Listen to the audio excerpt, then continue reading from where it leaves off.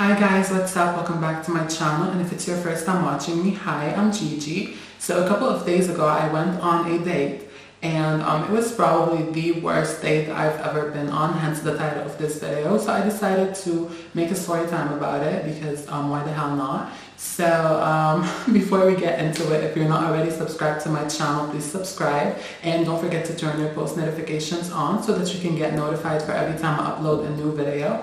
And don't forget to give this video a huge thumbs up and follow me on all my social media platforms. I'm only on Instagram, Snapchat, and Twitter, and they're all glammed by Gigi. So this whole situation happened about a week ago when I met this guy on a dating app that I'm on, and we started talking and vibing. And besides him looking really good and being really tall and having money and being educated and cultured and having money and you know all of those things, he looked like a really nice guy. Like, he was a gentleman, and the conversation between us was really smooth and it was going really well. And he invited me out on a date after 2 days of us talking like a lot. Like, we were texting back and forth, we were calling each other, we were sending pictures, not nudes, and it was going well. So the night of the date came, and he came over and picked me up, and we went to this really fancy restaurant here in Beirut. And when I say really fancy restaurant, I mean a really fancy restaurant.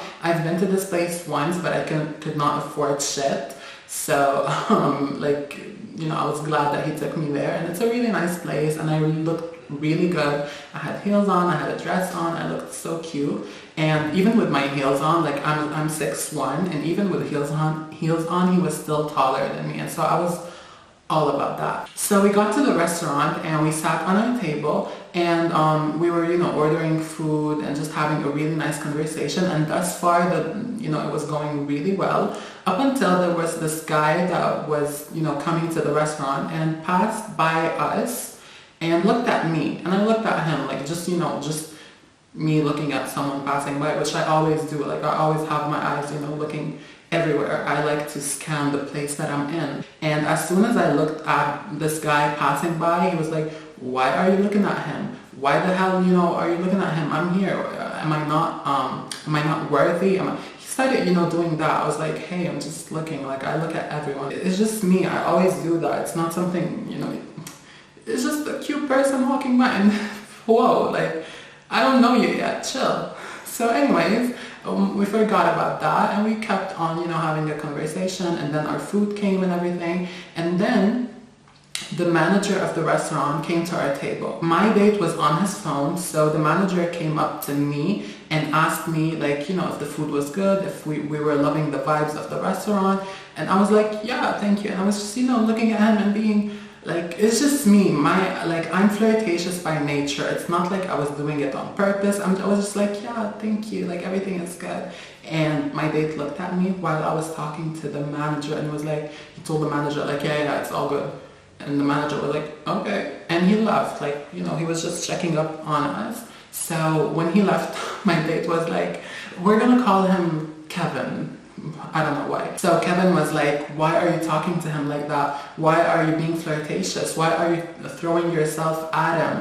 I was like, "Hey, hold up. He was just asking us if the food was good. Like, I was just being nice. Like, it's just something that I can't control. Like, I'm just, it's just my vibe."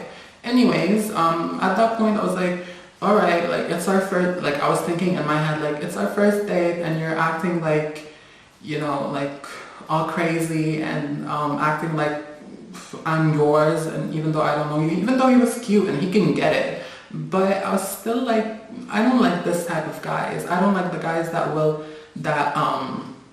take control of you. So we finished dinner and chilled a bit, and then Kevin looked at me and was like, "Do you want to leave now?" I was like, "Yeah, sure, let's go."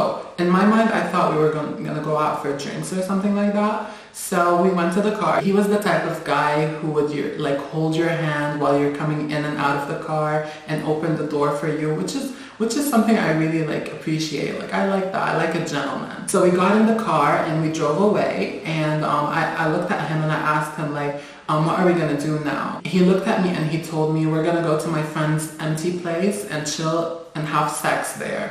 I looked at him. I was like, "Wait, what? Like, have sex, like I'm not ready for that, like what the hell. He was like, yeah, you owe me that.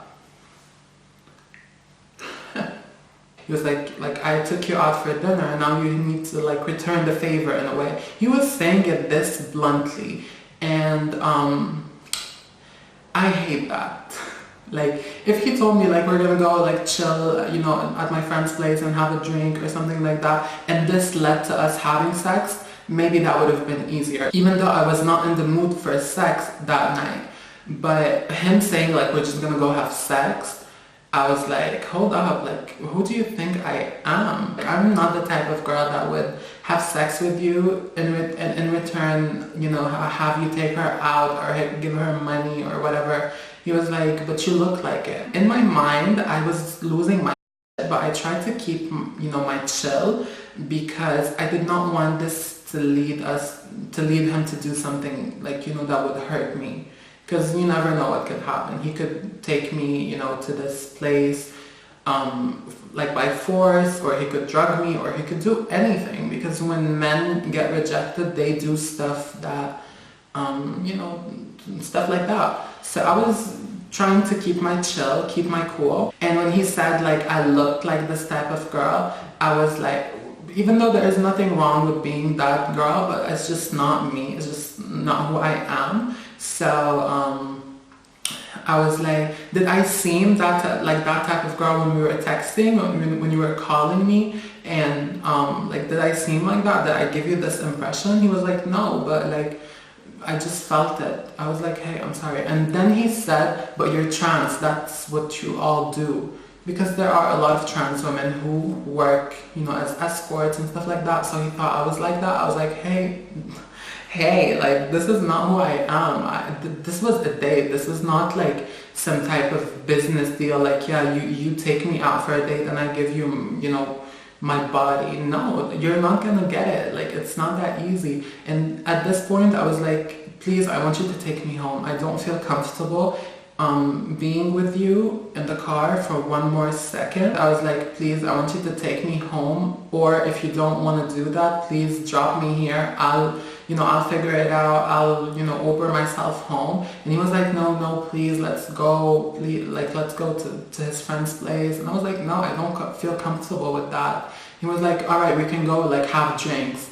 I was like, no, I just don't feel comfortable. And I told him, if it's about the money or like you taking me out on this date, thank you, but I'm ready, more than ready, to pay my part of the bill. And I told him, once we get home, I want you to wait in the car 2 minutes just so I can go upstairs and, you know, get some cash, because I did not have cash on me when I was with him. And he was like, no, it's not about the money, but I was expecting that, and now you owe me that, and I don't know what. And he was getting really angry, and I was getting really scared. And I really thought he was gonna do something to me. Like, he was maybe gonna drug me, maybe gonna take me by force to this place, or, you know, like sexually harass me. And it was really triggering because I went through that before, so I did not want it to happen again.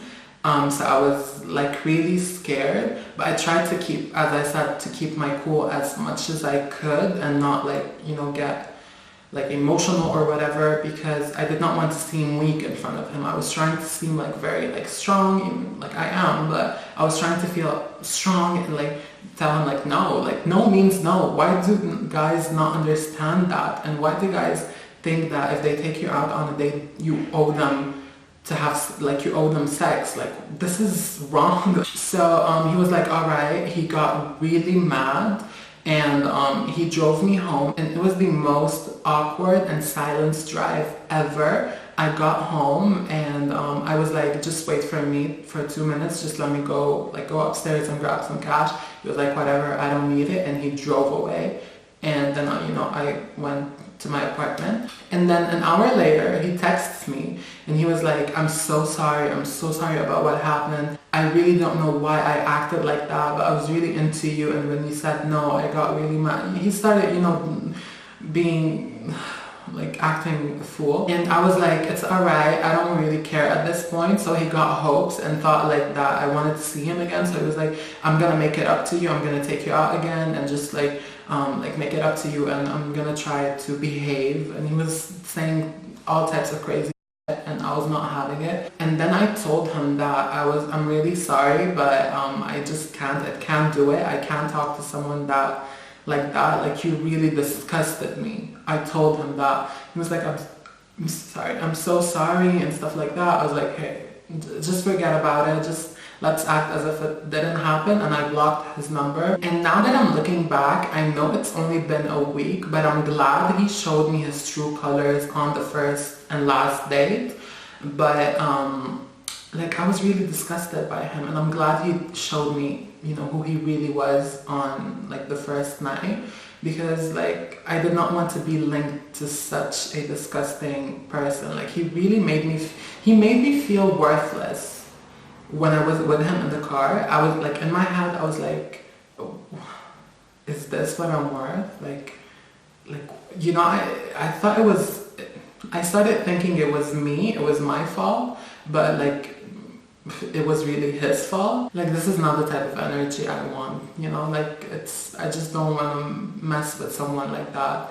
And even though he was really cute and he had a lot of money, but money will never be able to buy me. And no matter how much money you have, you cannot buy me unless I'm going out with you for that. Like, I'm the one who decides, you know, how it goes, not you. You know what I mean? So yeah, this was it for this story time. I hope you enjoyed it, and I hope you learned something from it. And I want to thank you so much for watching it, and I'm gonna catch you on the next one. Bye.